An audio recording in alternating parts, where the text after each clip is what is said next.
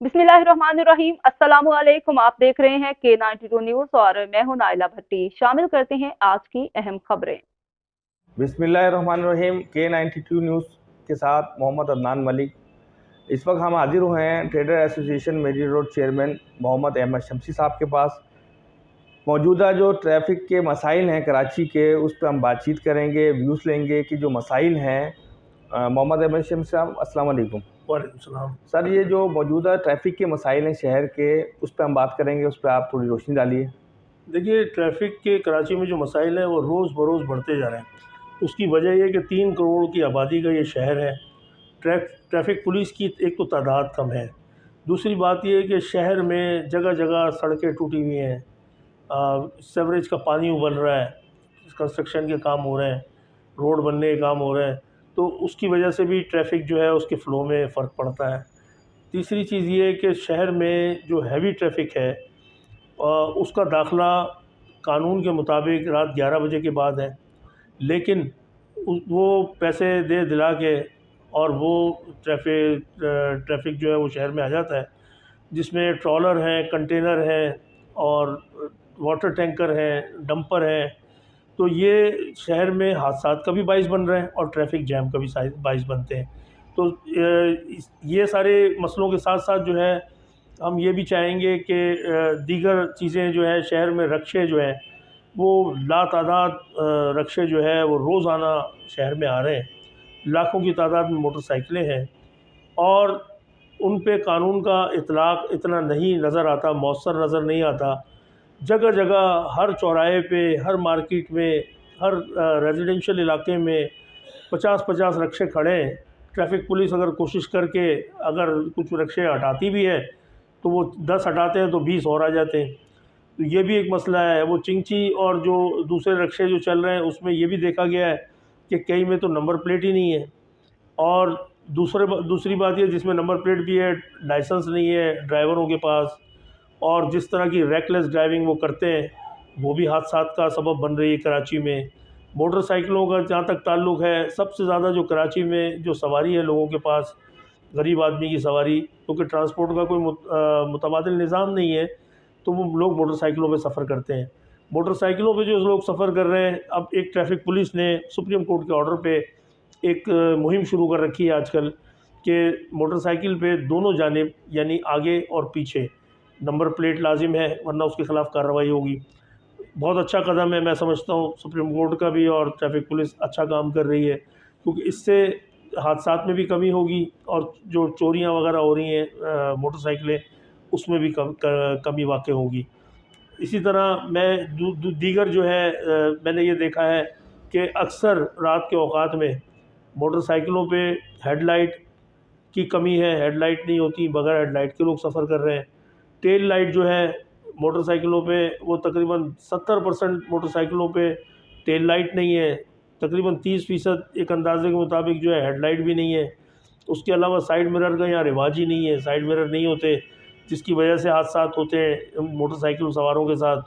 Helmet जो है उस पर क्योंकि एक मुहिम चलती है, उसके बाद ख़त्म कर दी जाती है, तो वो हेलमेट जो है वो भी तकरीबन 50% लोग पहन रहे हैं, बाकी लोग नहीं पहन रहे हैं। तो ये सारी सारी वजूहात हैं, और मैं ये समझता हूँ कि ट्रैफ़िक पुलिस के साथ कोऑर्डिनेशन भी नहीं है दूसरे इदारों की। दूसरे इदारे कोऑर्डिनेशन जब तक नहीं करेंगे तो इन मसाइल पे काबू नहीं पाया जा सकता। मोहम्मद अहमद शमसी साहब, आप यहाँ ताजरों के लीडर भी हैं, तो आपने कुछ तजावीज़ जो हैं वो ट्रैफ़िक के हवाले से, इनके अफसरान बाला जो DIG साहब हैं ट्रैफ़िक के कराची के, कुछ तजावीज़ हैं जो उनको दी जाए ताकि इस मसले का बेहतर तरीके से हल निकाला जा सके? जी जी, बिल्कुल हर मसले का हल है, और इस मसले का भी बिल्कुल हल है, और तजावीज़ हम बार बार देते रहे। मैं फिर दोहरा देता हूँ आपके चैनल के तवज्जुह से कि वो सब तक पहुँचें, DIG ट्रैफ़िक तक भी पहुँचें और दीगर इदारों तक भी पहुँचें।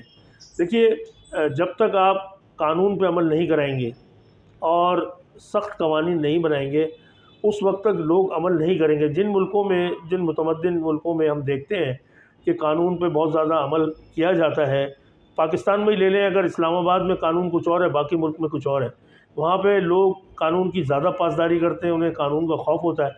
बाकी मुल्क में कानून का खौफ नहीं है। उससे चंद किलोमीटर पे अगर आप रावलपिंडी पे आ जाएँ की हदूद में, तो वहाँ पे जो है वो बेफ़िक्र हो जाता है ड्राइवर कि यहाँ पे कानून का इतना इतलाक़ नहीं है। तो इसी तरह जब तक अब कानून पे अमल नहीं कराएंगे, मैं जितनी बातें बताई, अब ये पुलिस, ट्रैफिक पुलिस का भी काम है और दीगर इदारों का भी काम है जो भी इसमें इन्वॉल्व हैं, और हमारे वज़ीर ट्रांसपोर्ट जो भी हैं उनका भी काम है, सिंध हुकूमत का भी काम है कि वो सबसे पहले तो कराची में एक मौसर ट्रांसपोर्ट का निज़ाम बनाएं। ठीक है, ट्रैफिक का लोड कराची में जब ही कम हो सकता है, कराची में मेट्रो सिस्टम मजबूत हो, कराची में मेट्रो ट्रेन चले, क्योंकि ये 3 करोड़ की आबादी का शहर है। ये सिर्फ बसों से, मोटरसाइकिलों से, रिक्शों से यहाँ लोग सफ़र नहीं कर सकते। इस वक्त देखा ये जा रहा है कि 50-50 साल पुरानी बसें यहाँ चल रही हैं, जो अब तादाद में कम रह गई हैं लेकिन अभी भी चल रही हैं। वैगन्स चल रही हैं, मज़दा जिसे कहते हैं, और उनकी छतों पे लोग सफ़र कर रहे हैं। मजबूरी के आलम में उनके पास ट्रांसपोर्ट नहीं है और वो रोड पे खड़े इंतज़ार कर रहे हैं, ट्रांसपोर्ट का नहीं है, तो वो बेचारे छतों में बैठ के सफ़र कर रहे हैं, जो इंतहाई ख़तरनाक है।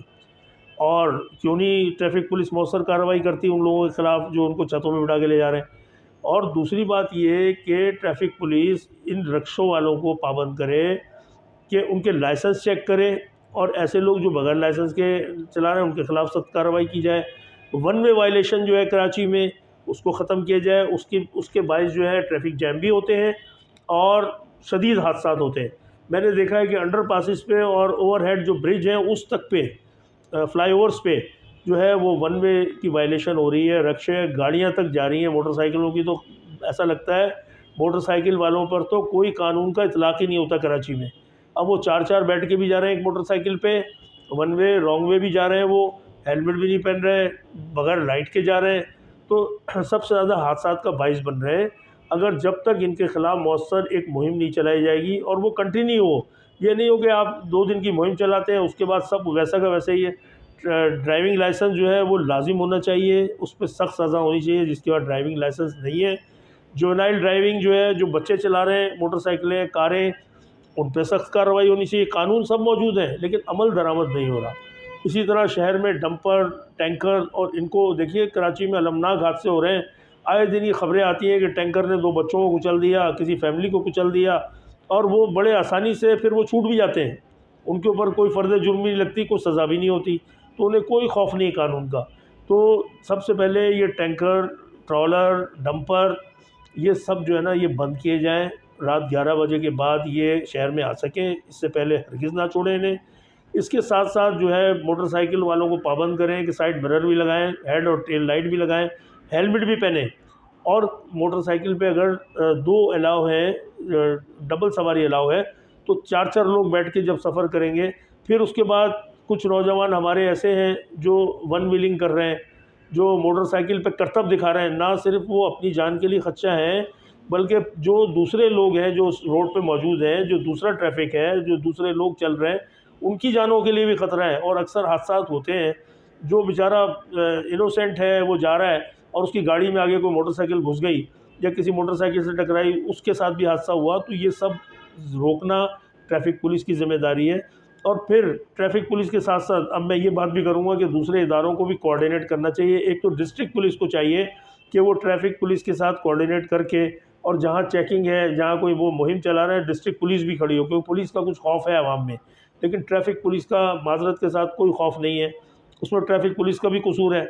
और बहरहाल तो ये जब तक मुहिम नहीं चलाई जाएगी और मुस्तकिल बुनियादों पे नहीं चलाई जाएगी, जब तक काम नहीं होगा। आप 2 दिन की, 4 दिन की एक मुहिम शुरू करते हैं, उसके बाद वो ख़त्म हो जाती है।